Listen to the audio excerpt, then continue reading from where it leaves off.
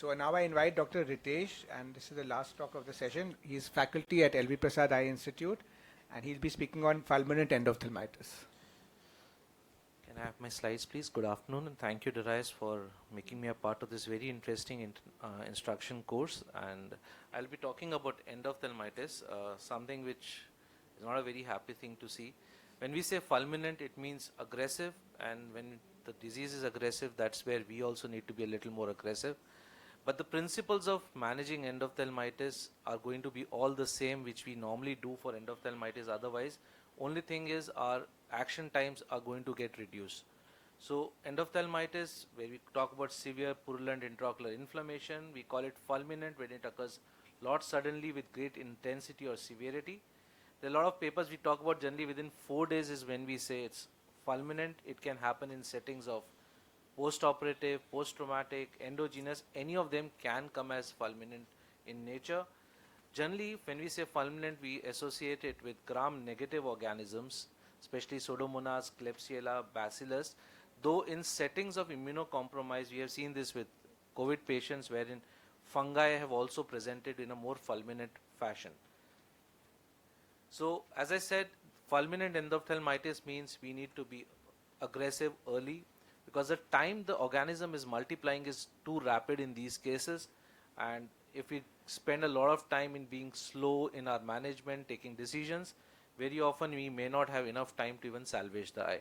It's like one of these cases which on day one, by the time we did a biopsy, antibiotics, and it came out as Pseudomonas, by third day the cornea had already kind of got involved and severely involved.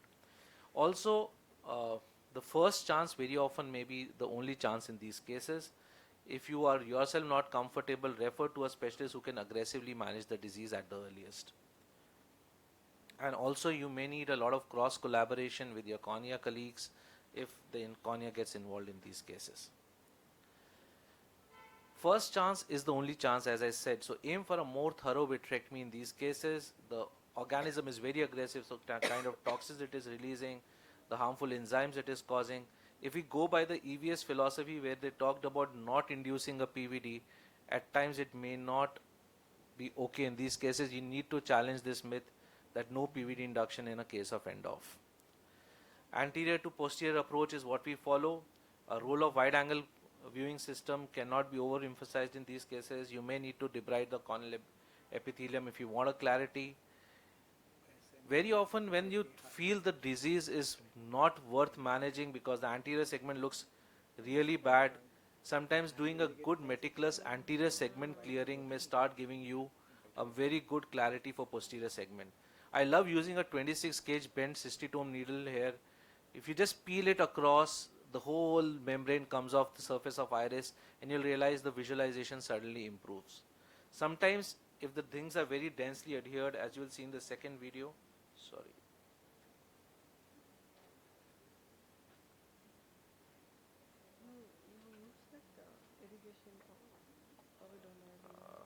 sometimes you might even have to take off bit of iris tissue to be able to see the posterior segment. Generally these cases I prefer starting off with an AC maintainer. Once you have enough visualization, then you can move in posteriorly once you know where you are going to be putting your cannula. Also remember your diagnostic kit to be ready, your biopsies have to be taken, your samples to be sent, microbiology is very important, you need sensitivity, you need aggressive antibiotics, you need to know very quickly what kind of antibiotic response or what organism you are dealing with. Coming to the surgical part of it, as I said, one need to start off aggressively in these cases. Once you have cleared the anterior segment, on the AC maintainer you go in behind and then you start your vitrectomy. Generally what I prefer doing is starting from the nasal side. I know I'm on a more safer grounds here. You start vitrectomy periphery more nasally, slowly start clearing as much of exudates as you can, slowly start approaching the posterior pole, and then once I have a view of the posterior pole, very gently with low suctions try and do a PVD. I want to do aggressive vitrectomy on day one if I have sufficient corneal clarity. I want to make sure that I get all the as much exudate as possible out in these cases.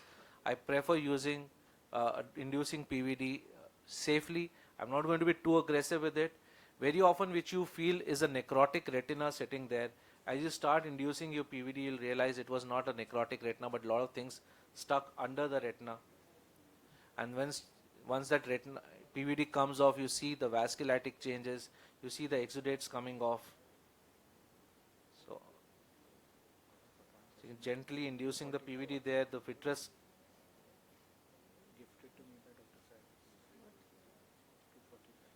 Yeah. So the vitreous getting debulked here, slowly I'm gently lifting it off the disc, and then you see those vasculitic changes behind. I generally end up these cases more often than not in doing a fluid air exchange and putting in silicone oil.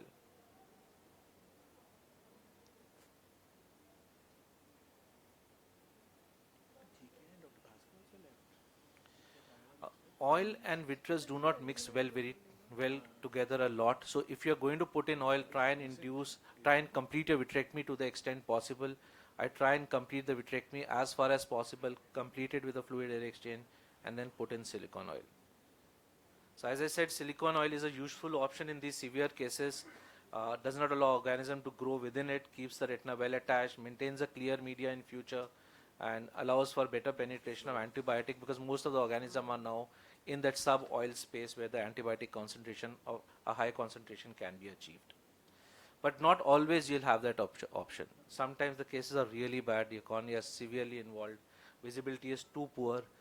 Herein what we do at our institute is where we have started using endoscopic vitrectomy, where the cornea doesn't allow us visualization. You put in an endoscope, you use now the endoscope bypasses the cornea, you are able to visualize the disease through an endoscope and a camera. Though it's not a kind of what I would say a three-dimensional visualization there, but still for cases like these where otherwise you would have gone with a penetrating keratoplasty, the graft would have got reinfected, always the visibility will not be that great. Endoscopy allows you that option to visualize the retina, clear off all these exudates and get a good visualization. And we are able to salvage these eyes, and then you can do a graft at a later stage when the bacterial load is gone, the infection settles down, and then you can do an optical graft later. So to summarize, the primary line of treatment for vast majority of these fulminant endoph should be early aggressive vitrectomy. Pure medical treatment should be an exception in such cases often. Silicone oil is often used. You may not get a second chance, so be aggressive early. And better anatomical and functional results can be achieved with complete and early vitrectomy. Also keep patient counseled for worst outcomes. Thank you. Thank you so much, Ritesh, for that very lucid talk. So I think we can take one comment because I think the next team is right here with us. Okay, just one question, sir. So what is your choice of, obviously you go for early vitrectomy, and so is there your choice of antibiotic change based on the morbidity of the case, or do you follow that, okay, we just go for the earlier generation vancomycin, or you straight away go for piptaz and all for these cases? So what we have seen in our institute, we have had our antibiotic sensitivity profile of the patients that we have been seeing over a period of time, and in gram negative we have found imipenem to be very sensitive in our cases. So we use imipenem as the first line very often in these cases. Just one comment that what he suggested of inducing PVD early, you can have a compromise. You can just induce PVD at the posterior pole, leave a large skirt in the periphery. That also works. You don't detach in the area where the retina is thin and get breaks. We'll have a quick picture and then we'll hand over to the next team.